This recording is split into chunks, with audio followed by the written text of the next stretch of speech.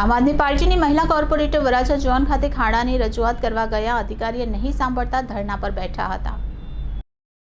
વરસાદ બાદ સુરતના રસ્તાઓ જાણે ખાડાથી મઢી દેવામાં આવ્યા તેવી સ્થિતિ છે। શહેરના મોટાભાગના રસ્તાઓ પર મસમોટા ગાબડા જોવા મળી રહ્યા છે। શહેરના કેટલાક રસ્તા ખરાબ થયા તેનો સર્વે કરાતા 50% રસ્તાઓ અત્યંત ભયંકર હદે ખરાબ થયા હોવાનું સામે આવ્યું છે। તો થોડા દિવસ પહેલા ભારે વરસાદને પગલે શહેરના રસ્તાઓની હાલત દયનીય બની ગઈ હતી। રસ્તા પર પડેલા ખાડાઓના કારણે રાહદારીઓ અને વાહન ચાલકોને પડતી મુશ્કેલીઓ દૂર કરવા માટે આમ આદમી પાર્ટીના મહિલા કોર્પોરેટર વરાછા એ ઝોનની કચેરીએ રસ્તા રિપેર કરવા રજૂઆત કરવા પહોંચ્યા હતા, પરંતુ અધિકારીએ મહિલા કોર્પોરેટરને નહીં સાંભળતા ધરણા પર બેઠા હતા। નમસ્કાર મિત્રો, હું સેજલ માલવિયા, આમ આદમી પાર્ટી કોર્પોરેટર।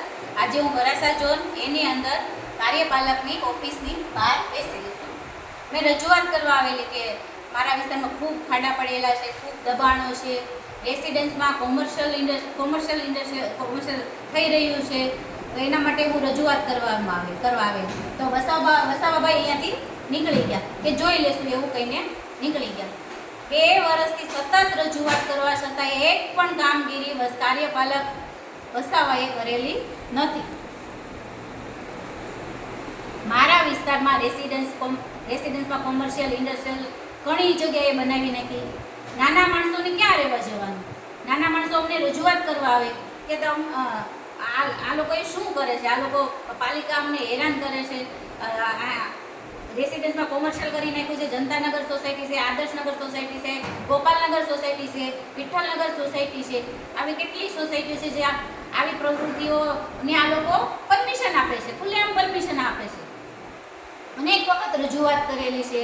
ત્યાર પછી ગેરકાયદેસર ઇન્ડસ્ટ્રીયલની અંદર ગેરકાયદેસર કનેક્શન હોય છે એને કાયદેસર કરવા માટેની 2 વર્ષ પહેલાં રજૂઆત કરેલી। મહાત્મા ઇન્ડસ્ટ્રીયલ, શ્રી કૃપા ઇન્ડસ્ટ્રીયલ કે કાયદેસર કરો, કારણ કે તાપીની અંદર જ્યારે પૂર આવે છે ત્યારે આખા સુરતની અંદર સુરતને ડૂબાડે છે।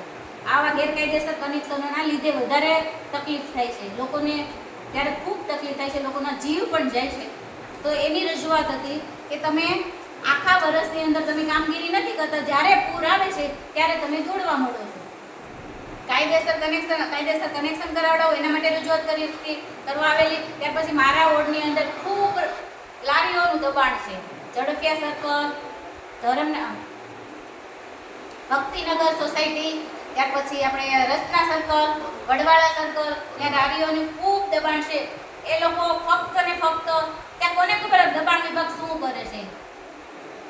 વસાવાભાઈ એક પણ કામગીરી નથી કરતા। અનેક વખત રજૂઆત કરી, અનેક વખત લેટરો આપેલા છે, એક પણ કામગીરી નથી કરી।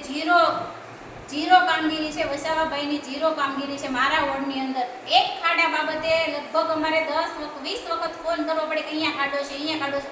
20 વખત ફોન કરો તોય નથી પૂરાતા ખાડા।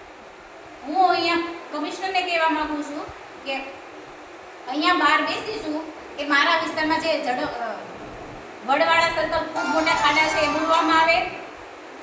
મમતા પાર્ક 3ના ગેટની સામે જે ખાડાઓ પડેલા છે એ પેચઅપ કરવામાં આવે, અને સાઈનાથવાળા રોડે જે ખાડા છે એ પેચઅપ કરવામાં આવે। જ્યાં સુધી નહીં થાય અને